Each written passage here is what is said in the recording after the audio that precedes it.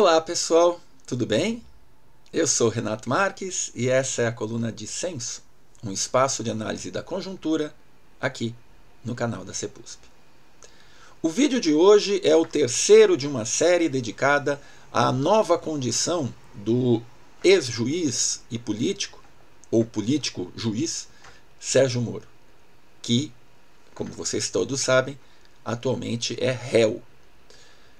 Sérgio Moro e a sua Lava Jato têm sido explicados aqui na nossa sequência de vídeos a partir de algumas premissas importantes que contribuíram em muito para a consolidação da situação caótica que o Brasil vivencia em pleno século XXI.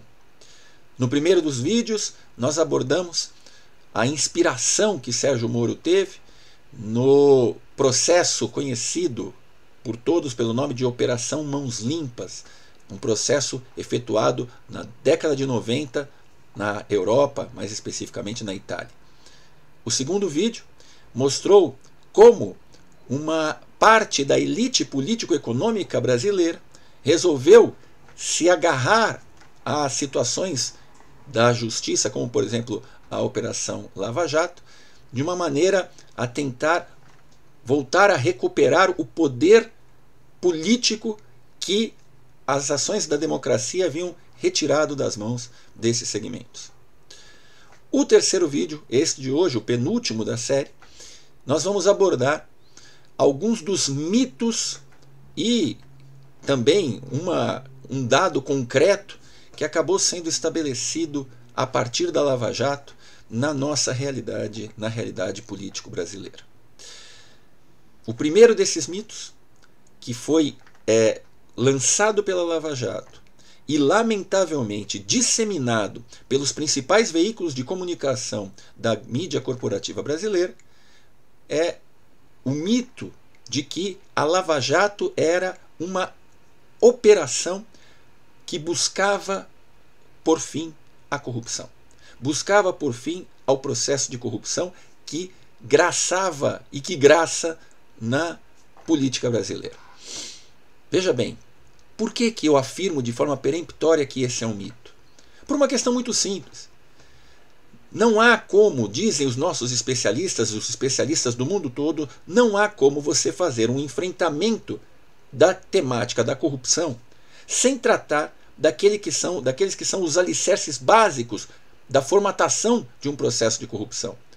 Ou seja, sem tratar de um olhar atento na transformação da legislação e na transformação, fundamentalmente, dos processos dos órgãos de vigilância e fiscalização focados na questão da corrupção.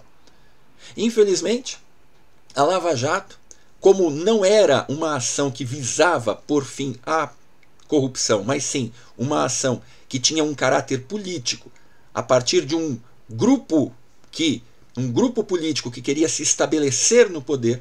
E estamos aí a falar de quem? Estamos aí a falar de alguns segmentos ligados ao sistema judiciário, fundamentalmente um grupo de membros do Ministério Público e também, certo, no caso de alguns grupos ligados à categoria de juízes, e que, desejosos de buscar protagonismo nas relações políticas, sem passar pelo crivo do voto popular, decidiram interferir e decidiram criar uma narrativa que, lamentavelmente, foi encampada, repito, por uma série de órgãos midiáticos, fundamentalmente os principais jornais, canais de TV, emissoras de rádio, que nós possuímos no nosso país.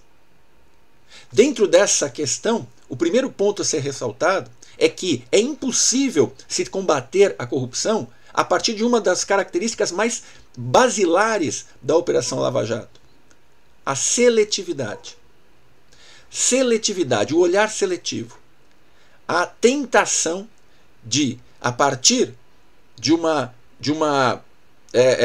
situação, de uma circunstância que sem dúvida alguma afeta e incomoda a imensa maioria dos cidadãos brasileiros, que é exatamente a corrupção, tentar o quê? Transformar essa corrupção em um fenômeno exclusivo de um determinado grupo político, para assim privilegiar outros grupos políticos.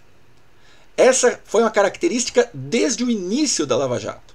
A Lava Jato tinha um projeto de poder e esse projeto de poder visava macular todo o universo da política e, fundamentalmente, macular aqueles grupos políticos ou aquele partido político que tinha a preferência da maior parte da população.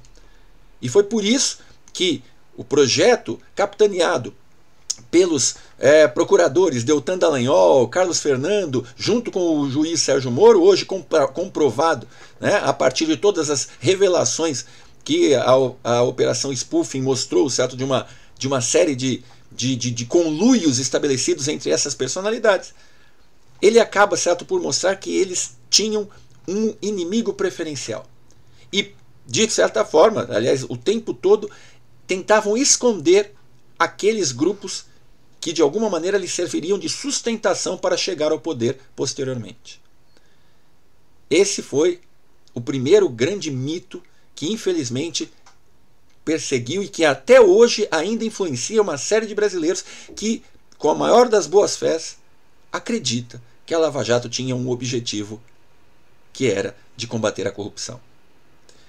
O segundo mito que nós precisamos trazer aqui à tona para que você entenda por que nós estamos na situação caótica de hoje e por que Sérgio Moro acabou se transformando em réu, foi o mito de que a corrupção na Petrobras era o maior escândalo de corrupção da história da humanidade.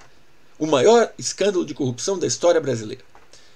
Esse mito ele foi, na realidade, construído a partir das redações, a partir dos órgãos midiáticos, que viram ali a oportunidade de tentar enfiar uma estaca no coração do Partido dos Trabalhadores, que era quem governava o Brasil e quem conseguia vencer eleições após eleições, 4 eleições seguidas, num fenômeno quase que único aí da história, aliás, único da história brasileira democrática. Dentro dessa lógica, dentro dessa tônica, a partir de alguns órgãos midiáticos, como por exemplo a revista Veja, com todo o apoio e toda a força das organizações Globo, do jornal Estado de São Paulo, da Folha de São Paulo, foi se construindo, né, e esses órgãos midiáticos, com todo o protagonismo que eles têm dentro do ponto de vista da mídia brasileira, influenciaram uma série de outros grupos pelos interiores do Brasil, que acabaram enfatizando, né, esta falácia, né, esta grande mentira. O escândalo da Petrobras ele foi um escândalo realmente, certo, com números muito graves, mas que não se compara, não existe sequer comparação com diversos outros escândalos existentes no Brasil do passado e no Brasil do presente, muito menos em escala mundial. Isso qualquer pesquisa rápida em algum site de busca, né, do ponto de vista dos números, vai fazer com que você assim entenda, assim o compreenda. E esses, então, alguns mitos muito graves que acabaram sendo difundidos e que permanecem até hoje. E vamos falar de um fato concreto. Aliás, eu diria que o fato mais grave de todos eles. Se é que a gente pode pegar e elencar do ponto de vista hierárquico essa questão da gravidade. Ele é grave, talvez mais grave, porque ele não é um mito. Ele é grave porque ele é, repito, concreto. Que foi a anuência de setores do judiciário para que a Lava Jato se vivenciasse, se construísse como um projeto de estado de exceção. Um projeto que passasse por cima da legislação vigente no Brasil e que permitisse que esse grupo de procuradores, junto com o juiz e os seus outros juízes auxiliares, acabassem passando por cima da lei. É sempre importante lembrar que não há como combater um crime cometendo um crime. Infelizmente, o nosso passado autoritário, o nosso presente autoritário acaba por fazer com que muitas pessoas acreditem que, em nome de combater um crime, possa ser executar outro crime. Mas, a bem da verdade, não há absolutamente nada que sustente isso. Por quê? Quem comete crime, seja ele um marginal, seja ele um policial, seja ele um procurador, seja ele um juiz, quem comete crime, criminoso o é. E onde é que está essa construção desse chamado estado de exceção? Em primeiro lugar, é importantíssimo a gente lembrar que os membros do Ministério Público Federal aproveitaram a situação de comoção nacional extremamente insuflada pela grande mídia para tentar passar no Congresso Nacional um pacote conhecido na época como 10 medidas de combate à corrupção. Aí nós já temos uma série de irregularidades. A primeira delas é a seguinte: constitucionalmente, ou seja, pela nossa lei maior, a lei que rege o nosso país, é completamente vedado aos membros do Ministério Público serem propositores de legislação, serem propositores de leis. Quem deve propor leis é o Poder Legislativo. E, em uma outra hipótese, mas uma hipótese toda muito bem regrada, o Poder Executivo através de medidas provisórias. Jamais os membros do Ministério Público terão a condição, pelo menos pelos critérios da nossa Constituição, de serem aqueles que propõem uma lei. Eles não podem legislar. Essa já é uma irregularidade absurda. Mas a coisa ficou pior, porque nas tais 10 medidas para o combate à corrupção, estava lá a medida número 7. E a medida número 7, ela tem uma característica danosa, absurda e verdadeiramente criminosa. E nós vamos ler aqui para vocês, vamos destacar o que vem a ser a tal medida número 7, daquela que foi proposta alguns anos atrás pelos membros do Ministério Público Federal. Vamos lá. Introduzir a ponderação dos direitos e interesses em jogo na avaliação da exclusão da prova, o que está em harmonia com a legislação de diversos países democráticos, inclusive a norte-americana, de onde foi importada a regra da exclusão da prova ilícita e da prova derivada da prova ilícita. Do que nós estamos falando? O que os procuradores tentaram fazer com que a sociedade brasileira engolisse? A ideia de que deveria se permitir o uso de prova adquirida ilicitamente para condenar alguém. Pessoal, é muito sério isso. E tão sério é que, felizmente, o Congresso Nacional barrou e impediu que essa medida fosse aprovada. Mas o mais sério é que membros do Judiciário, membros do Ministério Público, que é uma das instituições que compõem o sistema judiciário, essas figuras propuseram isso. Propuseram a utilização de provas adquiridas de forma ilícita. Ou seja, adquiridas de forma criminosa.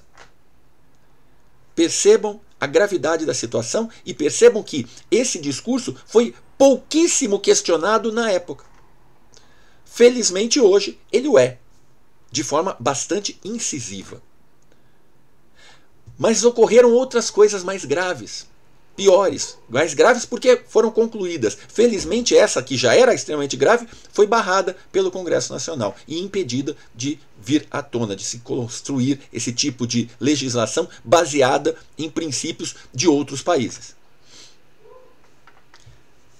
Quando nós tivemos o processo da Lava Jato acontecendo, em 2016 foi o TRF4, o Tribunal Regional Federal, que era responsável pelo juízo lá de Curitiba, ele se fez ali uma análise a respeito das ilicitudes que estavam sendo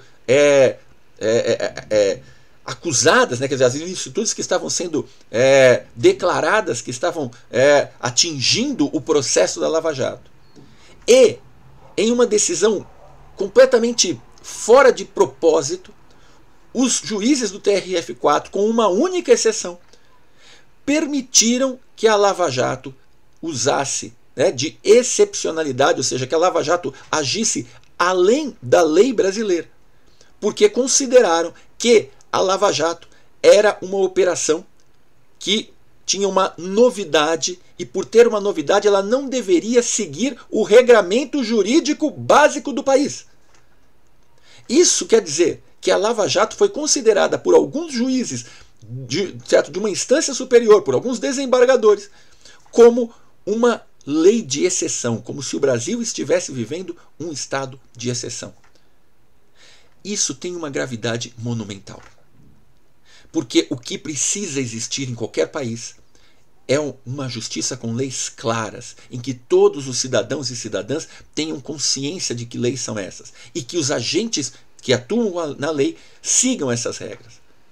É inadmissível, por qualquer que seja o fato, que em um segundo que seja, que se permita que algum membro, né, do sistema judiciário possa agir fora do regramento, fora da lei.